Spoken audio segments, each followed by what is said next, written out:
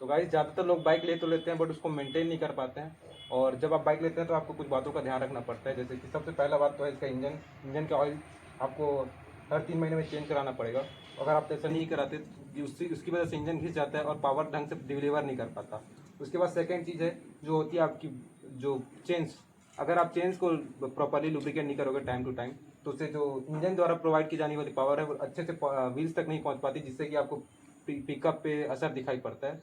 And जो third चीज़ है वो है आपके बाइक्स के जो ब्रेक्स। लोग ज़्यादातर इन बातों को नज़रअंदाज करते हैं कि ब्रेक ही तो क्या हो जाएगा, बट अगर ब्रेक ही नहीं रहेंगे तो एक्सीडेंट के चांसेस बढ़ जाते हैं। तो आपको इस बात का ध्यान रखना है कि आप इसके ब्रेक पैड्स और ब्रेक शूज़ को टाइम टू टाइम चेक करते रहें और अगर ज़रूरत पड़े तो उसको बदलते रहें। और जो चौथी चीज़ होती है वो इसका एयर फिल्टर। अगर आप एयर फिल्टर चेंज नहीं कराते या उसमें कुछ गड़बड़ी होती है तो उससे जो एयर है वो इंजन तक नहीं पहुंच पाता और इंजन को अच्छे से काम करने के लिए फ्रेश एयर की ज़रूरत होती है। अगर आप ऐसा नहीं करते तो इंजन पे असर पड़ता है और इंजन जल्दी डैमेज हो सकता है। उसके बाद आता है मेरी बाइक जो है MT-15 है, तो इसमें आता है लिक्विड कूल्ड इंजन। तो अगर आप उसको भी आपको चेक करना पड़ता है टाइम टू टाइम।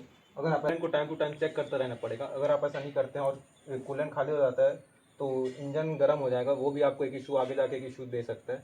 उसके बाद आते हैं आपके जो है इंडिकेटर लाइट्स। कुछ लोग इसको नज़रअंदाज करते हैं क्योंकि उनको लगता है कि इनका कुछ काम नहीं है, बट असल में सारा खेल इन्हीं का होता है। अगर आपको सामने वाले या पीछे वाले को पता ही ना हो कि आप किस साइड मुड़ रहे हो तो वो एक एक्सीडेंट का कारण बन सकता है। और उसके बाद इसमें है एक असिस्ट क्लच वाली टेक्नोलॉजी। अगर ज़्यादातर लोगों को पता नहीं हो तो मैं बताना चाहूँगा, जो क्लच के दौरान और गियर शिफ्ट के दौरान आपको हेल्प करती है। तो गाइस ये तो रही आज की बात, और याद रखिए कि आप इन चीज़ों को कभी ना भूलिएगा कि बाइक खरीदने से ज़्यादा उसकी मेंटेनेंस पे ध्यान देना पड़ता है।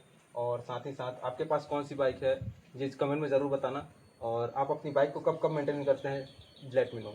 Thank you.